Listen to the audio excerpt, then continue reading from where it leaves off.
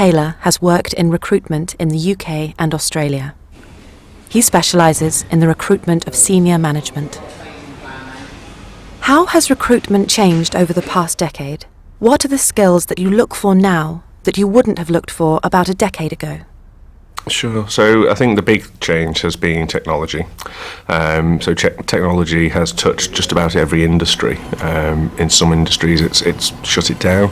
In some industries it's enhanced it and made it more profitable and more accessible, really. So that's certainly the key thing.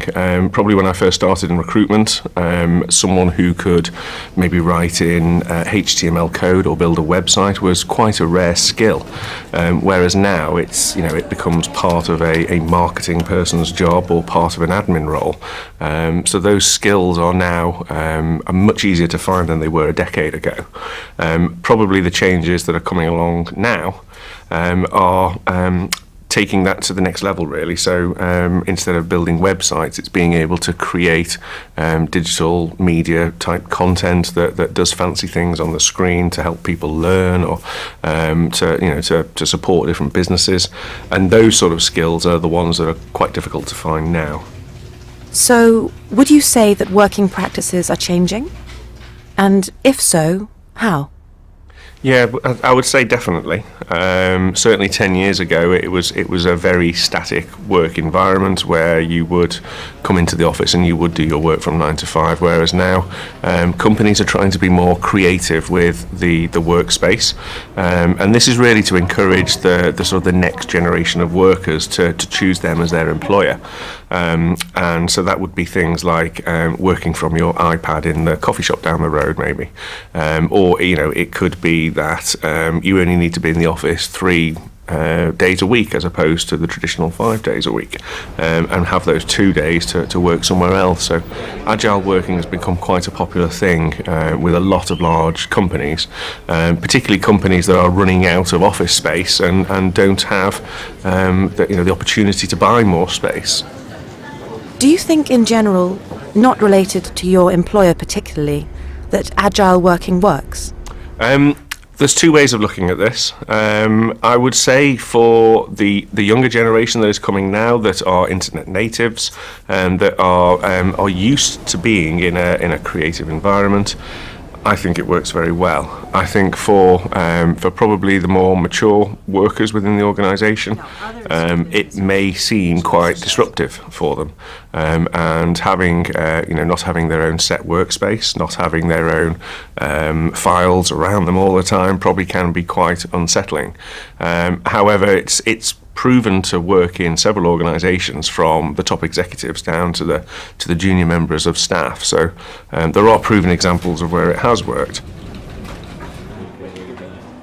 What challenges do you see in the changes in skills required and working practices today? Yeah, I would say the challenges, if we talk about maybe the businesses first, probably the challenge is not having all your staff in one place and seeing what they're doing. So you don't have full visibility of their productivity on a day-to-day basis. Obviously, you will see the outputs of the work that they produce, at certain points throughout the week or the month, etc. But not having all your staff in one place could possibly be quite unsettling to some businesses, particularly small business, where profits and margins are incredibly important.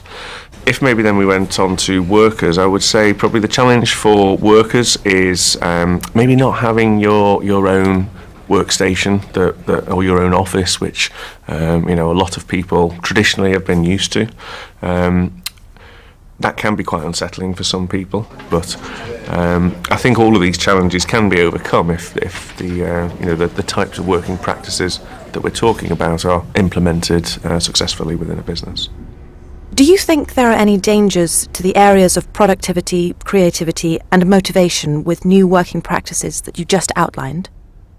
Yeah, I mean, one of the things probably that I've touched on already is not being able to see what your staff are doing all of the time. And I would say also with the increase of use in social media by businesses these days, not just the personal use of the individual, but businesses having specialists who come to work specifically on social media means that lots of people in that business will have access to that social media. So again, businesses may be concerned that whilst they can't see their staff and can't see what they're doing, that they may also just be, utilising the social media channels that that business uses for their own personal use, and so that could be quite a challenge for some organisations. What do you think the future holds for the 21st century worker? Do you think that future will be a better place to work?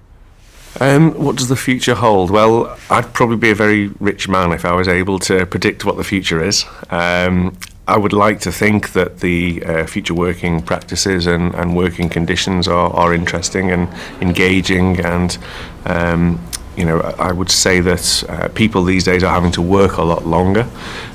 So it could well be that both you and I are still working, well into the 21st century, and so I sincerely hope that those working practices are very interesting and engaging. I think for the younger workers coming through now, and new people just starting their careers, it's important for them to find somewhere that they enjoy working and that they feel that they can make a worthy contribution. Whilst I can't exactly predict what the future will be, I would like to think that it will certainly be interesting.